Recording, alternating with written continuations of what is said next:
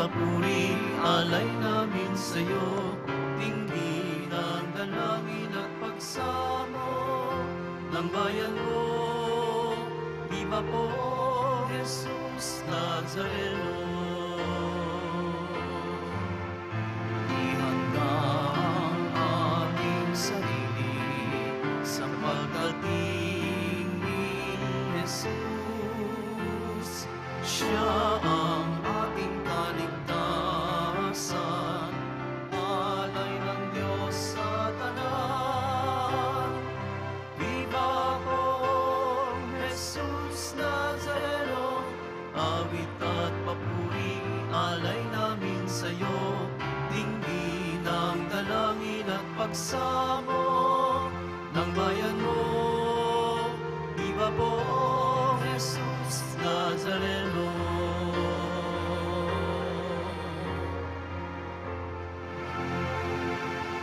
Sa ngalan ng Ama at ng Anak at ng Espiritu Santo. Amen.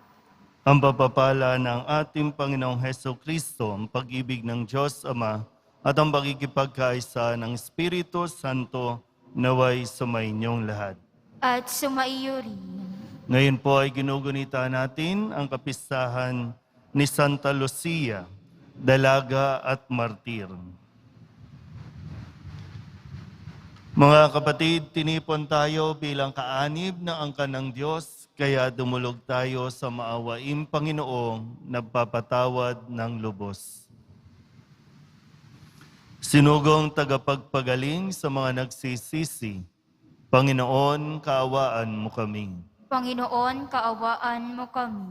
Dumating na tagapag-anyayang mga makasalanan ay magsisi, Kristo, kaawaan mo kami. Kristo, kaawaan mo kami. Nakaluklok ka sa kanan ng Diyos Ama para ipamagitan kami. Panginoon, kaawaan mo kami. Panginoon, kaawaan mo kami. Kaawaan tayo na makapangyarihang Diyos, patawarin tayo sa ating mga kasalanan at patnubayan tayo sa buhay na walang hanggan. Amen. Manalangin tayo.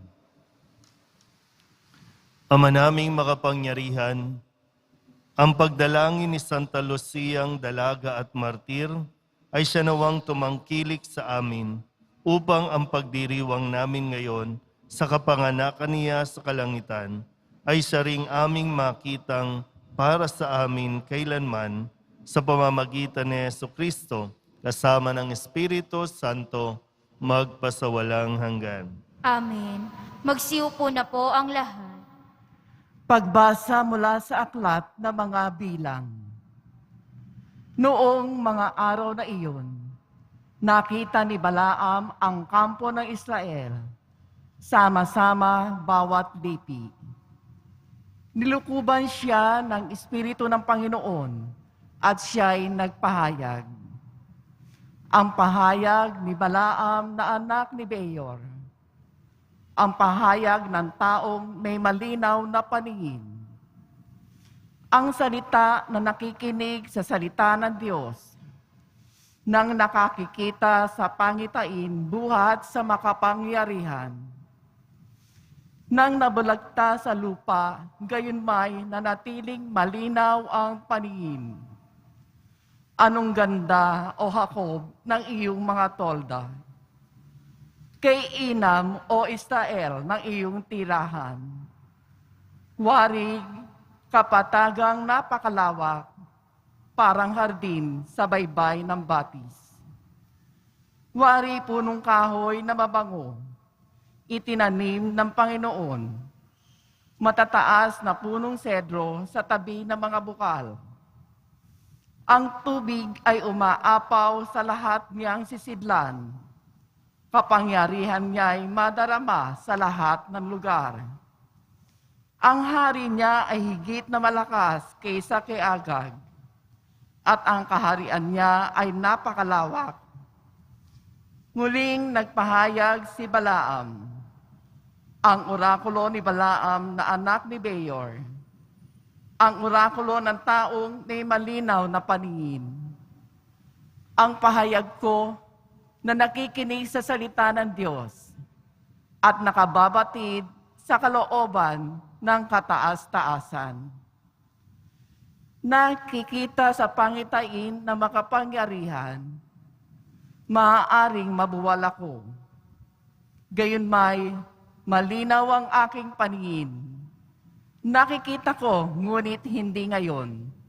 Siya'y aking namamalas, ngunit hindi sa malapit.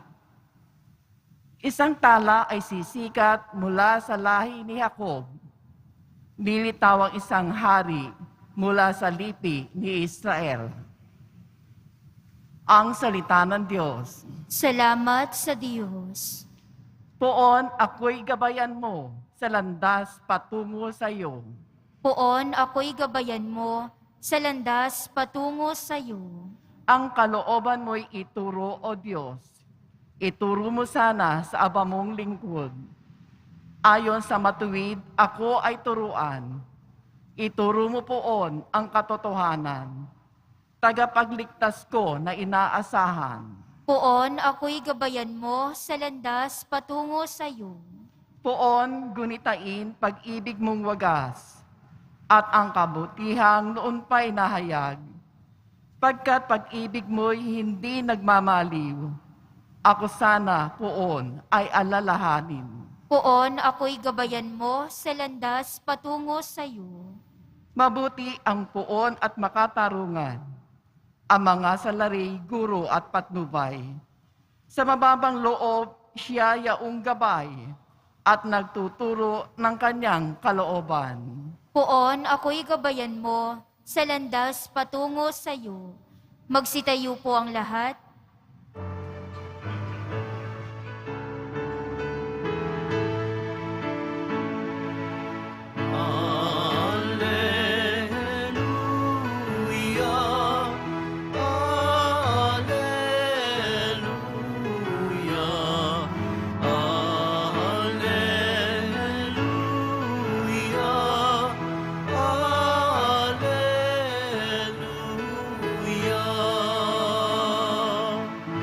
Pag-ibig mo'y ipakita, lingapin kami tuwina, iligtas kami sa dusa.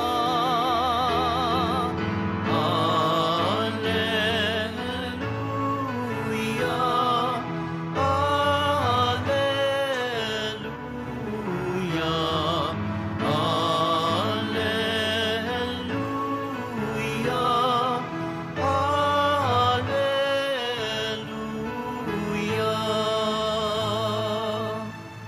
Sumainyo ang Panginoon. At sumaiyo rin. Ang mabuting balita ng Panginoon ayon kay San Mateo. Papuri sa iyo, Panginoon. Noong panahong iyon, pumasok si Jesus sa templo. Samantalang nagtuturo siya, lumapit sa kanya ang mga punong saserdote at ang matatanda ng bayan at siya'y tinanong, "Ano ang karapatan mong gumawa ng mga bagay na ito? Sino ang nagbigay sa iyo ng karapatang ito?" Sumagot si Jesus, "Tatanungin ko rin kayo. Kapag sinagot ninyo ako, saka ko naman sasabihin sa inyo kung ano ang karapatan kong gumawa ng mga bagay na ito. Kanino nagmula ang karapatan ni Juan upang magbinyag? Sa Diyos ba o sa tao?" At sila'y nag-usap-usap. Kung sabihin natin mula sa Diyos, sasabihin naman niya sa atin, bakit hindi ninyo siya pinaniwalaan? Ngunit kung sabihin natin mula sa tao, baka naman kung ano ang gawin sa atin ng bayan, sapagkat kinikilala ng lahat na si Juan ay isang propeta. Kaya't sumagot sila kay Jesus, "Hindi namin alam." Sinabi niya, "Hindi ko rin sasabihin sa inyo kung ano ang karapatan kong gumawa ng mga ginagawa ko." Ang mabuting balita ng Panginoon. Pinupuri ka namin, Panginoong Hesukristo. Magsiupo na po ang lahat. Isang magandang araw po sa inyong lahat. Tayo po ay nasa ikatlong linggo ng panahon ng pagdating o panahon ng Adbyento.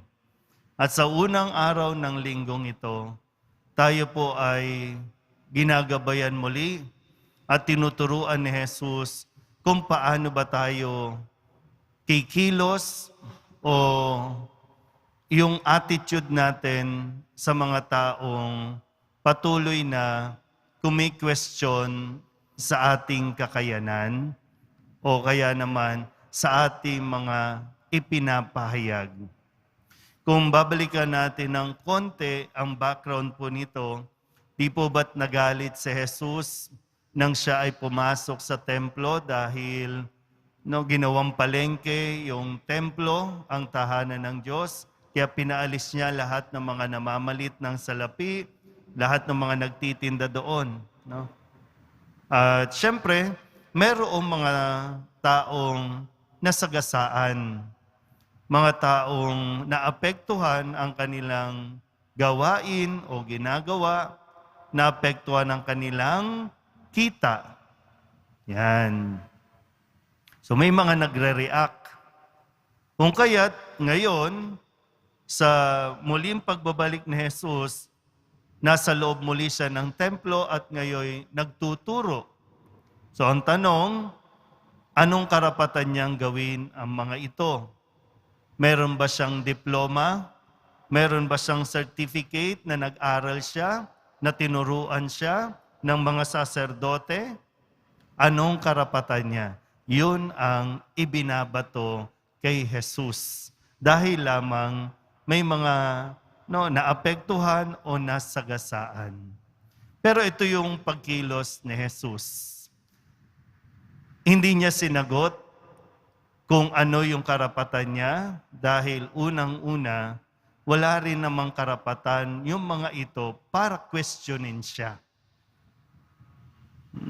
Nakukuha niyo po, no? Kaya nga, sabihin na natin medyo naging diretso si Jesus, sabi niya, hindi ko rin sasabihin sa inyo kung anong karapatan ko. Maganda po yung makita yung part na yan. No? Kasi minsan, may mga tao po na kahit anong paliwanag mo, hindi naman talaga nila tatanggapin. Di ba? Useless yung makikipagdebate ka, makikipagtalo ka. Useless yung gusto mong patunayan ng iyong sarili para sa kanila. Nagsasayang ka lang ng panahon. May mga mas importanteng bagay pa. Mas importante yung maipahayag niya ang mabuting balita, maturuan ang mga tao, maitama yung mga pagkakamali na ginagawa ng tao kaysa ang makipagdebate, makipag-away, makipagdiskusyonan sa mga taong ang alam naman natin, kumbaga dito ay nasaktan lang, nasagasaan lang. Kaya hanap na lang ng iba na paraan para ma-question si Jesus. So nawa, sa atin din po, tingnan natin kung ano yung mas magandang pagtuunan ng pansin. Sa panahon natin ngayon, sa mga mahilig mag-post, o kaya naman sa mga mahilig mag-comment, yung kapag nag-post ka, ang daming mema, ang daming nasasabi, hindi mo naman kinakailangan replyan. Hindi mo kinakailangan sagutin. Post mo yan eh. Open for criticism, open for public. Ay hindi mo masasala o pwede mo nga, na alisin mo na lang yung comment section, edi walang problema, malaya mong gagawin. Pero yun nga, open for public, hindi mo kinakailangan makapag-away dahil lamang sa mga comment o sa mga pagki-question sa iyo. Hindi mo ikaliligaya yan. Kaya nga 'di ba, sa pagsisindi ng kandila sa 3 linggo, 'di ba yung panawagan sa atin, magalak, magsaya tayo, malapit na, 1 kandila na lang, birthday na ng Poong Jesus Nazareno. Bakit ka pa magpapa-stress? Ba't ka pa mamumblema sa mga taong minsan di mo nga kilala comment lang ng comment, pero masyado kang nagpapaapekto at nakikipag-away ka sa mga taong hindi mo naman talaga kilala. Masyado nakikipag-away sa mga, sabihin na natin, hindi mo naman kalibel ang utak. Hindi mo hawak ang utak ng iba. Pero yung ikaw, kaya mong kontrolin kung paano ka magre-react, kung paano ka kikilos sa harap ng mga taong patuloy na nagque-question sa iyo. Basta't malinaw kung saan nanggagaling ang iyong mga ginagawa o sinasabi. Amen?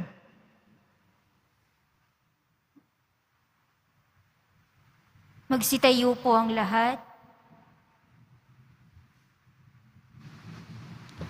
Minamahal ko mga kapatid, sa ating pananalangin, dumulog tayo ngayon sa Diyos Ama na siyang may lakas at kapangyarihan sa lahat ng mga bagay upang maibsan ang mga pasaning nagpapahirap sa atin. Ang ating pong itutugon, Ama naming makapangyarihan, dinggin mo kami. Ama naming makapangyarihan, dinggin mo kami. Ang mga nanunungkulan sa simbahan, naway mapuspos ng kabutihang loob, pagpapakumbaba at pag-ibig, manalangin tayo. Ama naming makapangyarihan, dinggin mo kami. Ang mga may kapangyarihan, daway magkaroon ng tamang gabay sa kanilang pagpapasya ng karunungang nakabatay sa pag-ibig, katarungan at katotohanan. Manalangin tayo. Ama naming makapangyarihan, dinggin mo kami. Ang mga magulang sa pamamagitan ng kanilang ginagampanang responsibilidad sa tahanan, naway higit na hangaring magmahal at mahalin, sa halip na magpairal ng pangingilag at takot. Manalangin tayo. Ama naming makapangyarihan, dinggin mo kami. Ang mga may sakit, naway makatagpo ng kagalingan at kaginhawahan ng loob sa pamamagitan ng salita ng Diyos at mga sakramento. Manalangin tayo. Ama naming makapangyarihan, dinggin mo kami. Ang mga yumao, naway matiwasay na makarating sa kanilang tahanan sa langit. Manalangin tayo. Ama naming makapangyarihan, dinggin mo kami. Idulog din natin sa Panginoon ang ating mga personal na kahilingan at mga panalangin para sa ating mga pamilya. Ganon din ang lahat ng mga misang pasasalamat, special na intensyon at mga kaluluwa na hinihiling na ipagdasal sa misang ito.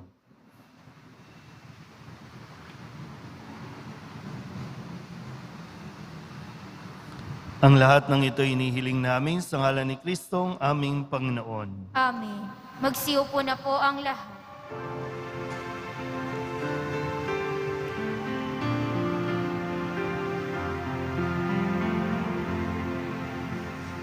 Alay namin sa iyong pagdating, kabutihan para sa mga pusong tapat. Salay namin ay inyong dinggin, galak at kapayapaan, nawa ay kamtin. Magsitayo po ang lahat. Manalangin kayo mga kapatid upang paghahain natin ay kalugdan ng Diyos sa mga makapangyarihan. Tanggapin nawa ng Panginoon itong paghahain sa iyong mga kamay, sa kapurihan niya at karangalan sa ating kapakinabangan, at sa buong sambayanan niyang banal.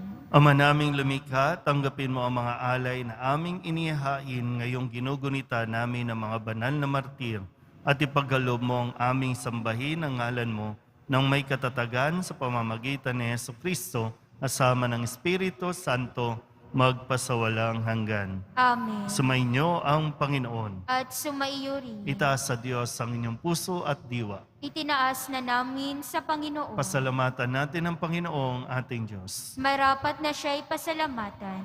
Ama naming makapangyarihan, tunay ngang marapat na ikaw ay aming pasalamatan. Ngayong aming kagalakan na si Santa Lucia ay parangalan. Siya'y kapanalig naming may paninindigan na ikaw ay ipahayag kahit siya'y mamatay. Sapagkat minarapat mong kanyang matularan ang iyong anak na naghain ng sariling buhay, tulad ng naganap sa iyong anak, ang dugo ng mga martir ay dumanak, hindi dahil sa katatagang likas, kundi dahil sa iyong bigay na lakas.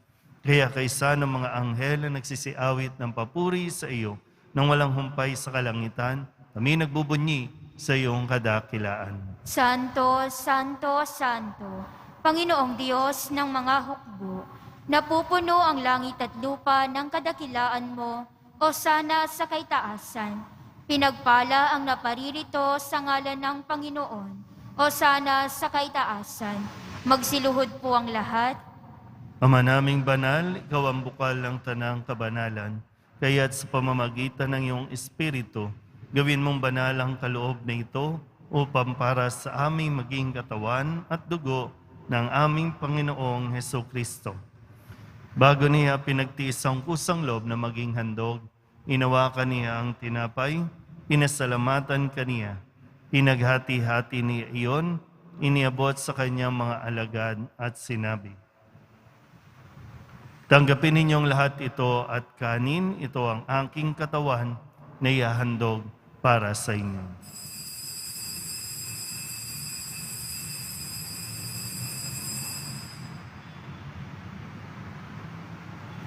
Gayun din naman nang matapos ang hapunan, hinawakan niya ang kalis, muli kaniyang pinasalamatan.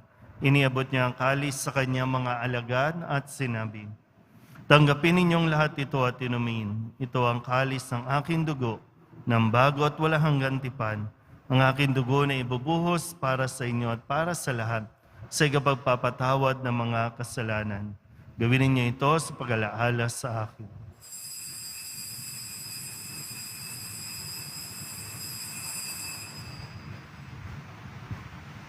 Magsitayo po ang lahat. Ipagbunyi natin ang misteryo ng pananampalataya. Si Kristo'y namatay, si Kristo'y nabuhay, si Kristo'y babalik sa wakas ng panahon.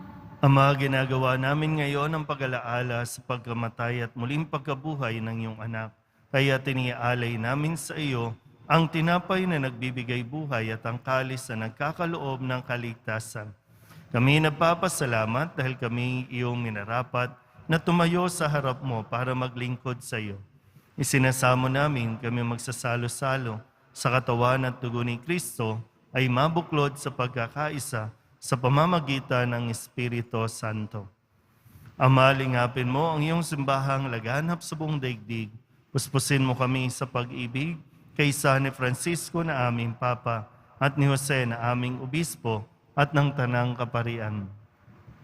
Alalahanin mo rin ang mga kapatid naming nahimlay na may pag-asang sila'y muling mabubuhay, gayon din ang lahat ng mga pumanaw. Kawaan mo sila at patuloyin sa iyong kaliwanagan. Kawaan mo at pagintapating kaming lahat na makasalo sa iyong buhay na walang wakas.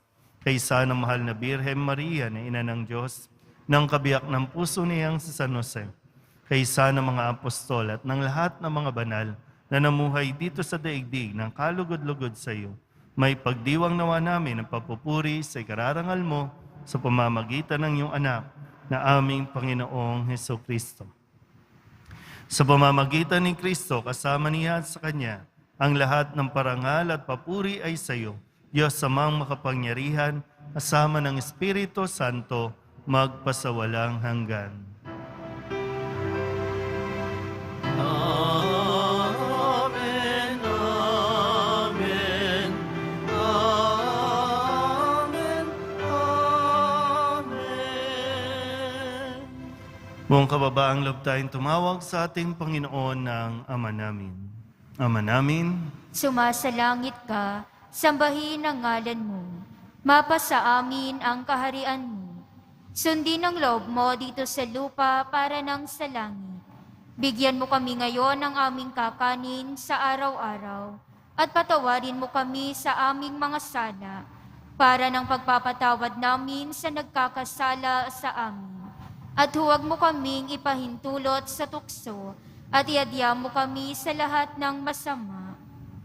Inihiling namin kami iadya sa lahat ng masama, pagkalooban ng kapayapaan araw-araw, iligtas sa kasalanan at ilayo sa lahat ng kapahamakan, samantalang aming pinananabikan ang dakilang araw ng pagpapahayag ng tagapagligtas naming si Hesu Kristo. Sapagkat iyo ang kaharian at ang kapangyarihan at ang kapurihan magpakailanman. Amen. Panginoong Hesu Kristo, sinabi mo sa iyong mga apostol, kapayapaan ang iniiwan ko sa inyo, aking kapayapaan ang binibigay ko sa inyo. Tunghayan mo ang aming pananampalataya at huwag ang aming mga pagkakasala. Pagkalooban mo kami ng kapayapaan at pagkakaisa ayon sa iyong kalooban, kasama ng Espiritu Santo, magpasawalang hanggan. Amen. Ang kapayapaan ng Panginoon ay laging sumainyo. At sumaiyo rin. Magbigayan po tayo ng kapayapaan sa isa't isa.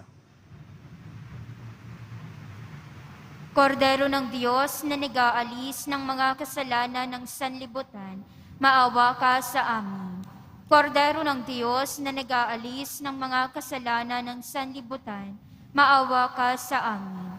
Kordero ng Diyos na nag-aalis ng mga kasalanan ng sanlibutan, ipagkaloob mo sa amin ang kapayapaan.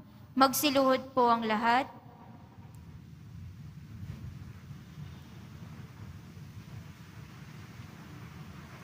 Ito ang kordero ng Diyos. Ito ang nag-aalis ng kasalanan ng sanlibutan.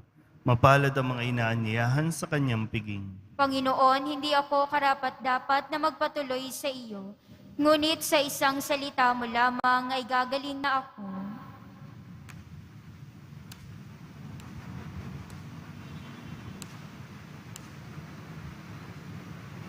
Katawan ni Kristo, Amen.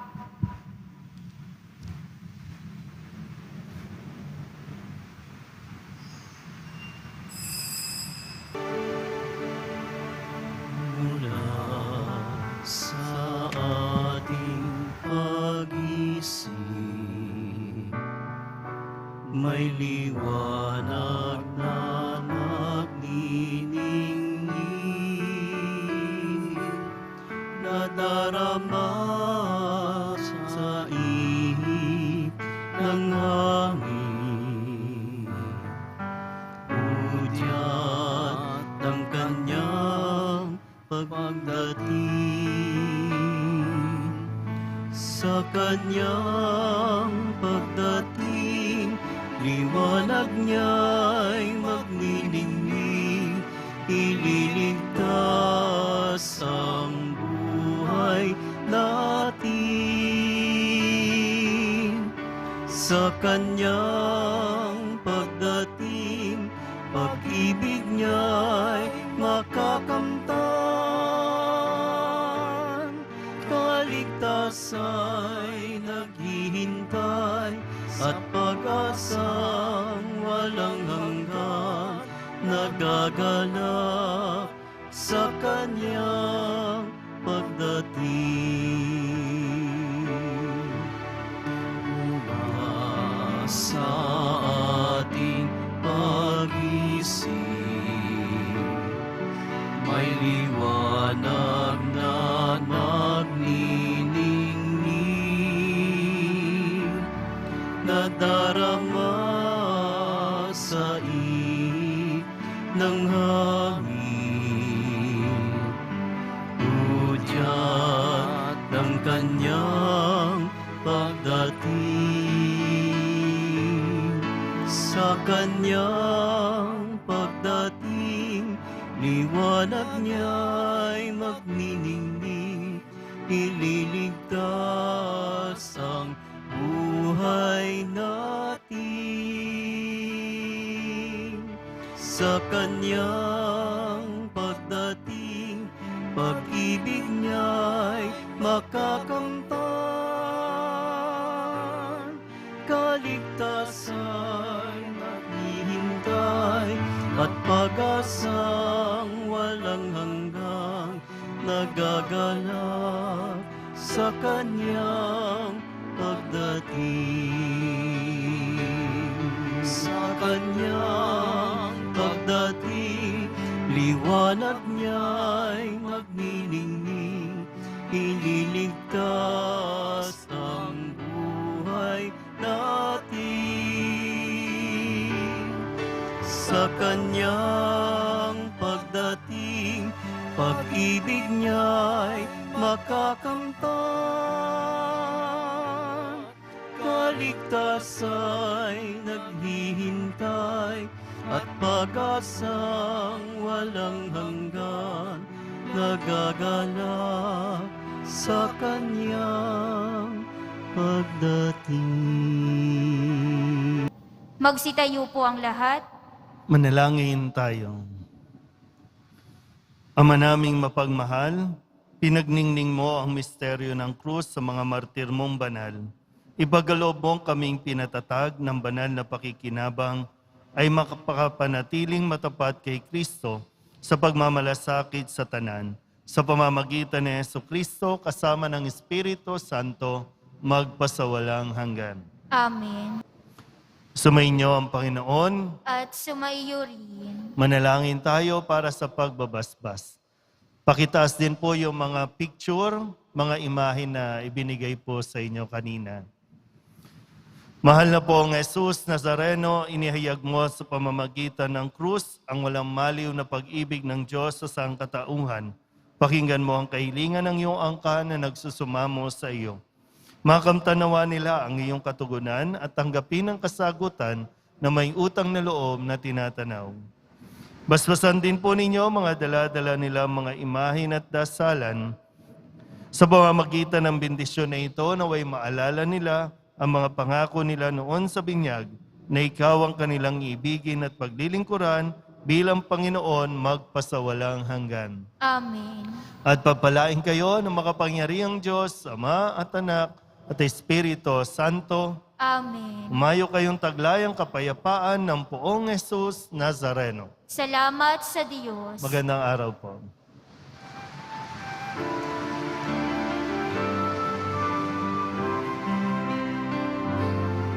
Nuestro Padre Jesus Nazareno, sinasamba ka namin, pinipintuho ka namin, aral mo ang aming buhay at kaligtasan. Nuestro Padre Jesus Nazareno, iligtas mo kami sa kasalanan. Ang krus mong kinamatayan ay sagisag ng aming kaligtasan. Nuestro Padre Jesus Nazareno, dinarangal ka namin. Nuestro Padre Jesus Nazareno,